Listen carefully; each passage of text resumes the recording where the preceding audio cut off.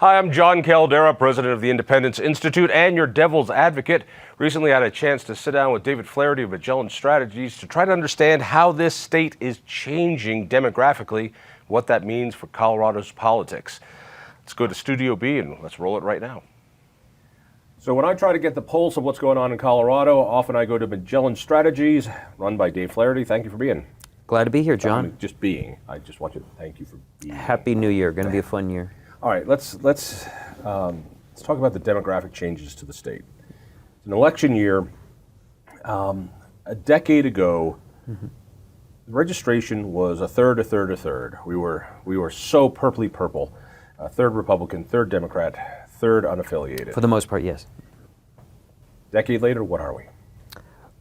Unaffiliated voters are now 41% of all registered voters in Colorado. Both Democrats and Republicans. How much again? 41%. Wow.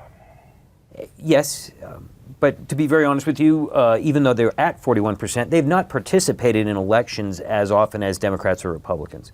But just talking about where the numbers are today, Republicans are at about 29%, 28%. Democrats are only a couple of points higher, 30, 31. But the unaffiliated affiliation continues to grow. So the gut feeling many of us have that Republicans are now a growing minority when it comes to registration. Absolutely. Right. Yes, you can't deny the data. That trend, Republican registration and identification has declined at the expense of unaffiliated. Let's assume the unaffiliated vote. And I think they will vote this year. It's a big year. If they vote, which way do they lean? In presidential years, John, they typically lean Democrat. In the last, I would say, 4 years. This is not 2014. With Donald Trump as president, a lot of things have changed. His influence over unaffiliated voter participation has had a profound effect. How so? Unfortunately for Republicans and the president, voters that are unaffiliated have turned out in higher numbers than they ever have in the 2018 midterm elections, and especially younger unaffiliated voters. Younger unaffiliated voters, when I mean by that 18 to 34, only 20% or less identify as Republican. So when they turn out in large numbers, and we're talking 22% of all of the votes cast in 2018, which is a very high number, it's historic, it does not set up well for 2020. Let me put this in terms I can understand. So not only are there more unaffiliateds and a lot less Republicans, those unaffiliateds, they lean left. They do. All right. At this time. And who knows, it could change. Yes, it could over time. But right now, they're leaning Dem. What does that look like for Cory Gardner? It's a challenge, John, because it's not just turnout. It's also how many persuadables out there. Let's say Cory Gardner's campaign decided to devote every resource that he has to winning over, let's say, 40 and younger, 18 to 35-year-olds, okay? Unfortunately, some of them are so firmly in the Democrat camp, they won't give Cory Gardner the time of day. They're what we call an unpersuadable voter that's likely to vote. And that block is unfortunately very large. It's large also in the whole state for that matter. 4 years ago, roughly 17, 18% of everybody that would vote in the 2016 election actually would consider candidates of both parties equally. That number's really... Only 17? Only 17, yes. Only 17. So really, when we're looking at any election, it is 17%. Was 17% of the people who were persuadable. Yes. And the other was just voter harvesting, voter get out the vote. How do we get more of our guys? How do you get more of your guys? And then we fight for that 17%. Correct. What is it today? It's about 9 or 10. No. Yes. And that's a problem. Because when you don't have... Problem for whom? My guess is it's not a problem for Democrats as much as Republicans. In the state of Colorado, it is a problem for Republicans. You have fewer voters to convince their way to solve problems and lead the country, or lead the state, if you will, or in Cory's case, leading in the Senate. There's fewer folks that are going to listen to him no matter what he may say or do. Therefore, how does Cory win? It's a turnout battle. So if I'm looking at this, and I'm Cory Gardner, yep. I have to go, listen, here's my base. I need to get every one of them out. Yes. I want to make sure, if I can, to do whatever I can to make sure their base doesn't show up, if I had any influence in that at all, which he really doesn't. And then the fight for 9% of registered voters. This is a narrow path to victory. It is, because there's more pressure to win over a percentage of the persuadables. Right. When you have 17%, you would hope if we can win 60% of that 17%, that will help, and if we have a really strong turnout. Unfortunately, no, now that it's only down to 9%, and what's the makeup of that 9%? Who are these folks? They are mostly registered unaffiliated voters. Only 2 or 3%, honestly, of Democrats or Republicans are going to even consider a candidate of the other party of whom they're affiliated with. So it's a narrow path, unfortunately, not just for Corey, but for many state senators and state legislators that are up, or county commissioners. Actually, let's go to the very, very top, and then let's go down to local offices. Trump is going to survive impeachment. By the time people watch this, it might already have been done. That's what we presume. I don't know who the nominee for the Democrats are going to be. Correct. I think it's going to get ugly. Does that matter when it comes to Colorado? First, in terms of the chance of Trump even winning Colorado, which I'm still not convinced. There's a small possibility, but I just don't see it. Does that change? And then for Corey, what happens? Let's just do Biden, Bernie, and Sanders. Absolutely, it matters. But it's not only Corey's fate right. that will be impacted by who the presidential Democratic nominee is. If it's Bernie Sanders or Elizabeth Warren, I would argue that breathes some life and breathing room into Republican candidates from Corey on down the ticket in Colorado. Because, here's why. Because the Democratic Party right now is going through what the Republican Party did back in 2010. They really want unfiltered, raw, progressive, radical change. And that is easy to feel that momentum perhaps coming out of 2018. And Donald Trump is so offensive, and the things that make these folks really, I don't want a milquetoast center-left nominee, perhaps arguably like a John Hickenlooper. I want to change the system. And that's what Bernie and Elizabeth are preaching. Corey will win over, and other Republicans, many more unaffiliated voters, especially older unaffiliated voters, because older voters have seen that movie before, and they don't like it. Explain that, because I think I get it, but it's amazing how many young people are embracing socialism, absolutely, not understanding what it was and what we saw. And so they hear the word socialism, and guys with gray hair or no hair, we hear something completely different. Yes, they do. And that's why Donald Trump is actually in a better position despite his upside-down job approval rating in the Midwest.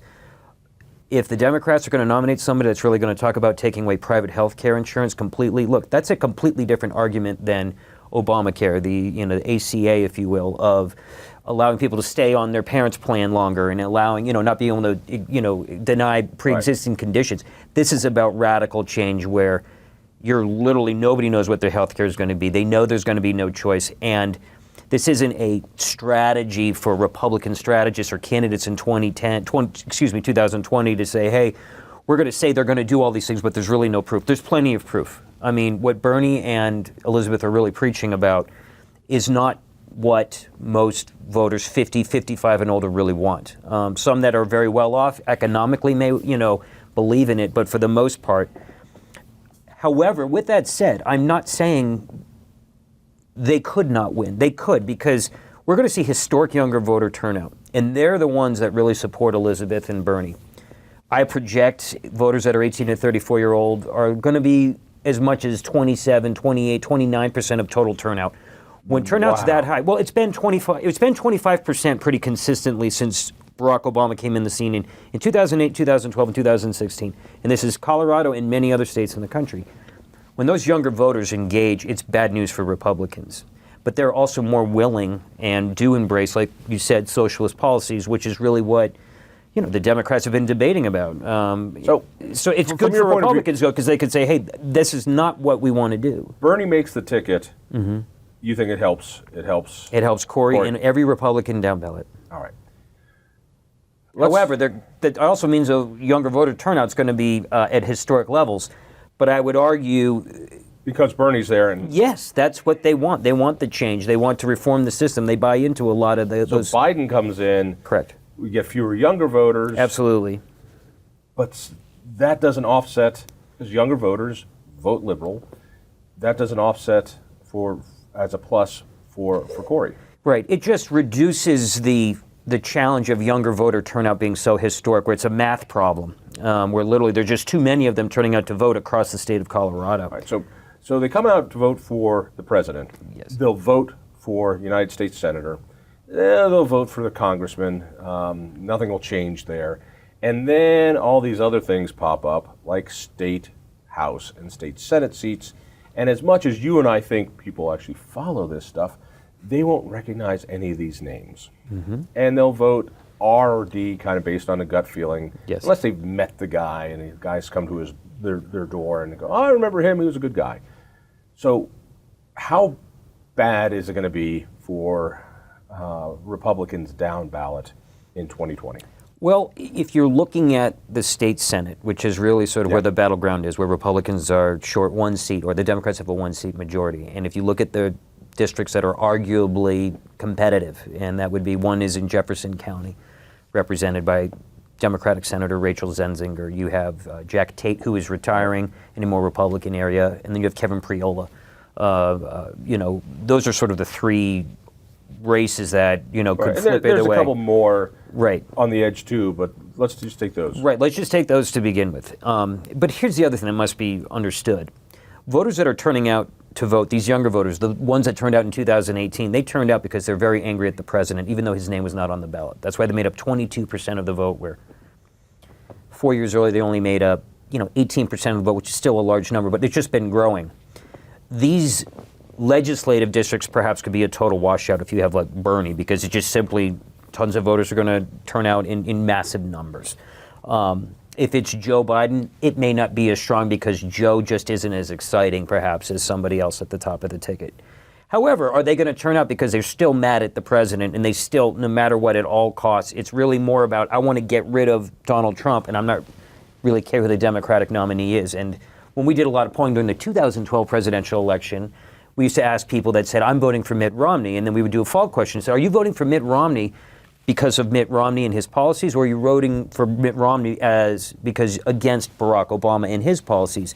2/3 of those voters were voting against Barack Obama. They weren't necessarily voting for Mitt Romney.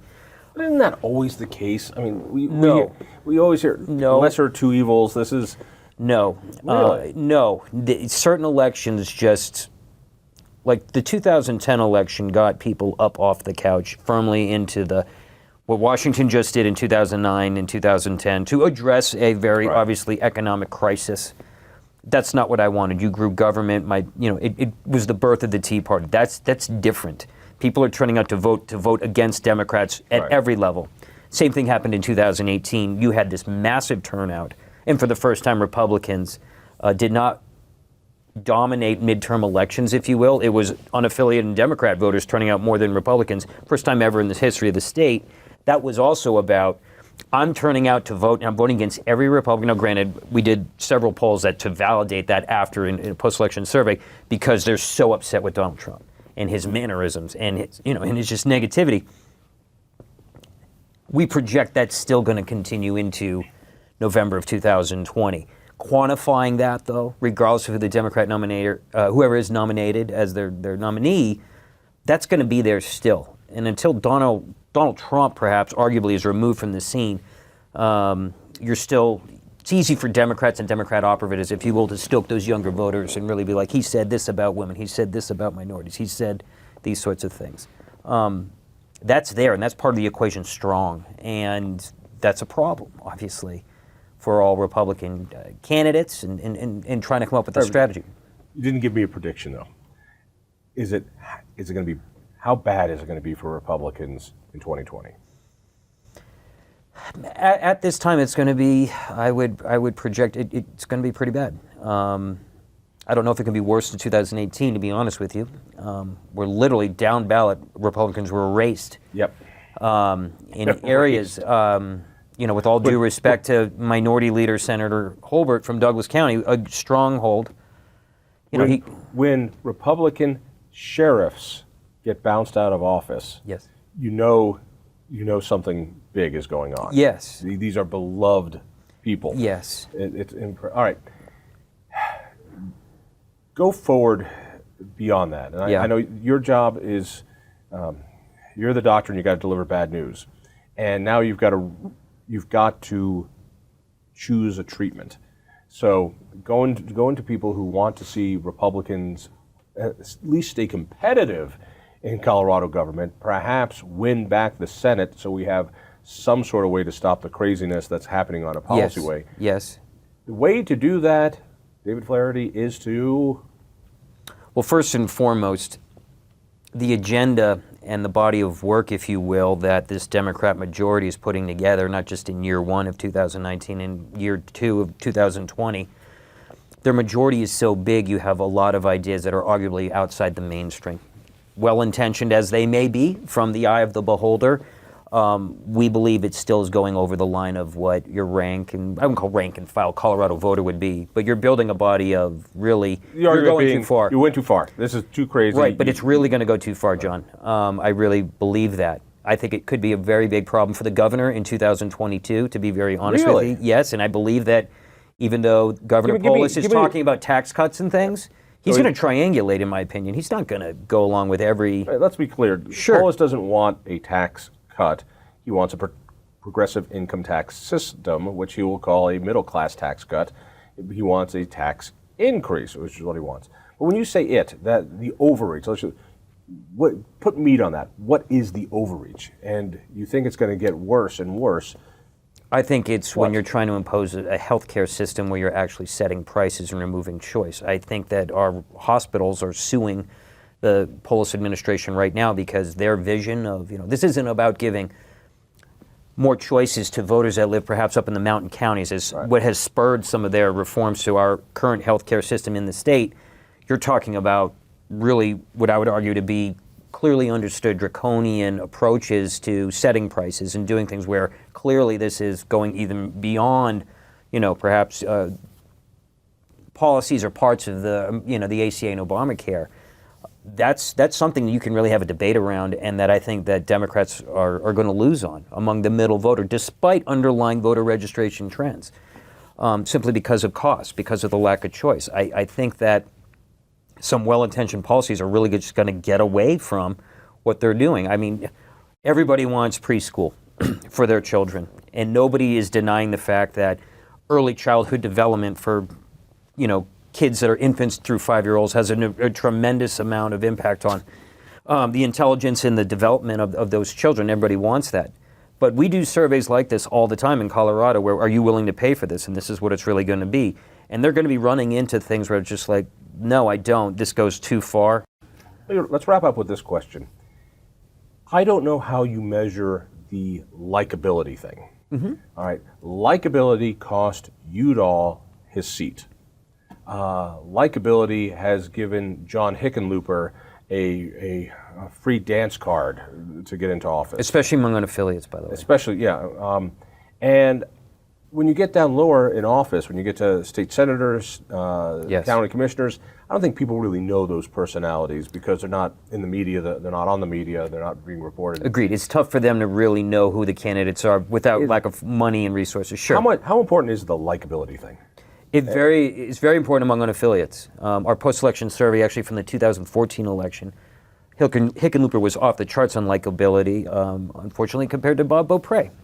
Granted, I wouldn't say that Bob Beaupre had the same resources and perhaps had enough money to get his message out, but the bottom line is people really like John Hickenlooper because everything that he appeared to do was benefiting all Coloradans, not a party ideology, and that served him well. He seems like a guy I want to have a beer with. Yes. At the same time, Udall's likability was lower, but Udall also pursued a strategy in 2014 that was very narrow. This is all about women and women's issues. He did not tell anybody why he got up every morning and what he did in the Senate. It was very much Cory Gardner and these Republicans are against women, women issues, if you will. It was the war on women sort of strategy, and he really didn't give them much more to go on as to, because people don't know what a senator does in his first term. You have to tell them what they do. All right, people want to get information. You guys put out a lot of surveys, a lot of information for free. Where do they go? They go to MagellanStrategies.com, all one word. I know, nice and short. No, it's MagellanStrategies.com. We have a blog. We haven't planned anything just yet publicly because there's so much to occur from Iowa. So once that barn gets going, we have our first presidential caucus in early March. That's going to be extremely interesting. How many unaffiliates are going to vote in the Dem primary versus the Republican? We really can't wait to see that. But we will from time to time put out information that we hope people can digest and perhaps enlighten them on it's always good Colorado stuff. politics. Always appreciate your emails to you. Do an email blast. It has a lot of that information. It does. You can sign up to our email list, yes. Sure. Visit our website. Keep with it. Good to see you. Thanks, John.